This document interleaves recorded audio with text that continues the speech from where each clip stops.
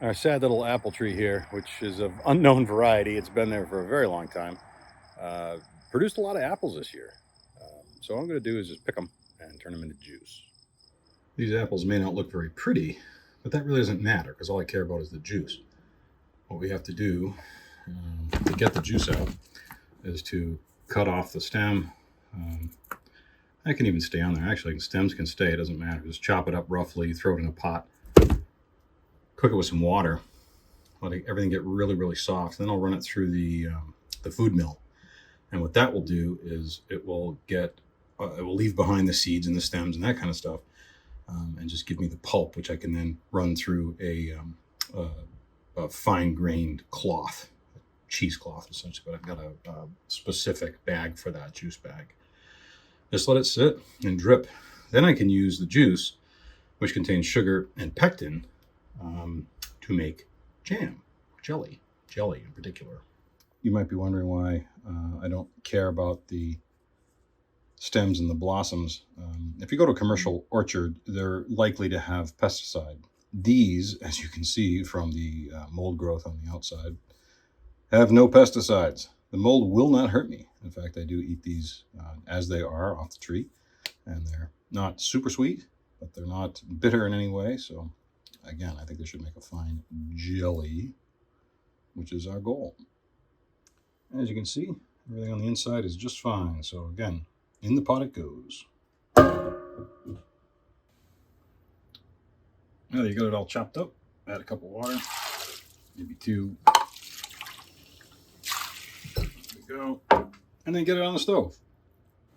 Once you got them going, you want them to just simmer and steam. And eventually they'll be soft enough that they'll go right through that mill. So you're going to cook them, I don't know, 20 minutes, half an hour, depending. In this case, they're pretty hard, so easy half an hour. Keep them in steam. There we go. And then we'll run them through the ricer. You may have to add water as you go. If you're looking to have these apples just fall apart, you hit them with a fork or with the spoon. Let's give this a test. Right there. And just go right through it. So this has been cooked down to mash. If I was making whiskey or something, I could use these apples for that. That's not my goal. So this is fine. I'm going to turn the power off, and then we're going to run it through the food mill. So the lighting is not awesome, but you know, it is what it is. The food mill here is very much like if you had a juicer. It's like a juicer. So it's got a metal screen in the bottom, and then this plate, this auger, is going to drive all the food into it. In this case, we've got a lot of apples, right? And the apples we're going to scoop in. I've got them here, got a ladle. They're crazy hot too, so you just got to be really careful when we do this. Fill it right up with apples. Oops, yeah, that's okay.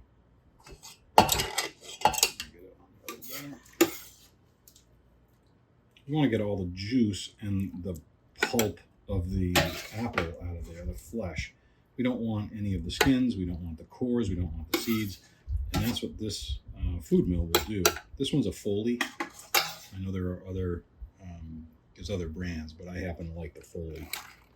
So I'm going to give it a turn, and you can see kind of scooching out the bottom, there's pulp coming out, the liquid coming out, and you run it around and turn it backwards. As it starts to work its way down, you can go a little faster. And the goal here is to get all of the liquid out and to be left with just the skins and seeds and the cores. Small enough. That's exactly what we get. On the bottom of the ricer, sometimes called a ricer, food mill, there's a little bit of a wire, and that's scraping the bottom. So it's keeping the holes clear on the other side. When you run it backwards, if you can see down in there, but when you run it backwards, it's clear right there. So it's pulling all of the material off. And you can see how much drier it is right now than it was before. So we'll continue this until all of the liquid is out. And then, once we get all the liquid out, then we're going to put the mash into this juice bag here. So do that in a few minutes. I've got a little bit more apple to go in. I'm not going to drain this. I'm not going to empty this. I'm just going to keep adding. So once we're done, then we'll turn our attention to the jelly bag.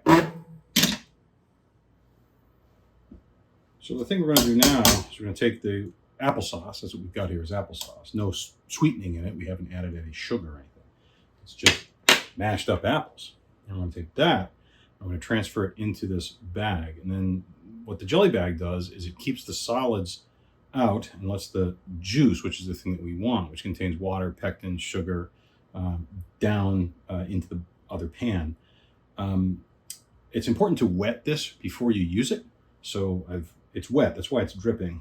It's just tap water. So now, if we ladle a scoop in there, it will start to drip.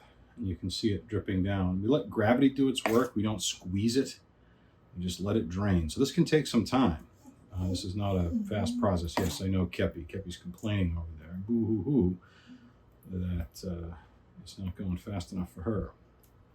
So you can fill this thing right up.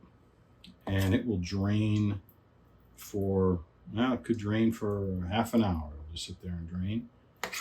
And you can give it a little squeeze later on. But what you don't want is for the solids to get through the wall of the bag. And that's why you just let gravity do its work. Be patient.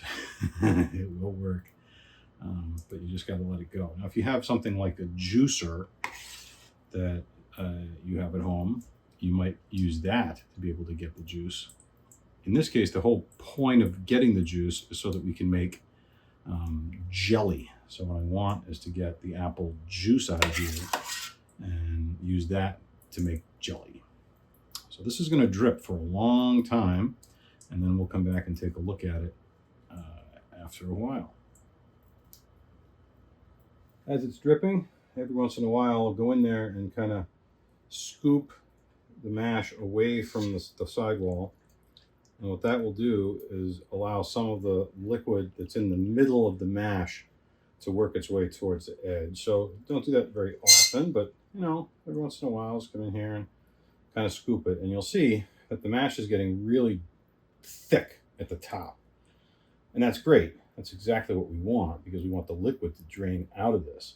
But again, we don't want to force it through the mesh because that will cause more solids to end up in the pan, which we don't want. Ultimately, once this is done dripping, I'll have hopefully enough apple juice to be able to make some hot pepper jelly, which is the goal. And then the mash in the top, I'll use to make an applesauce cake.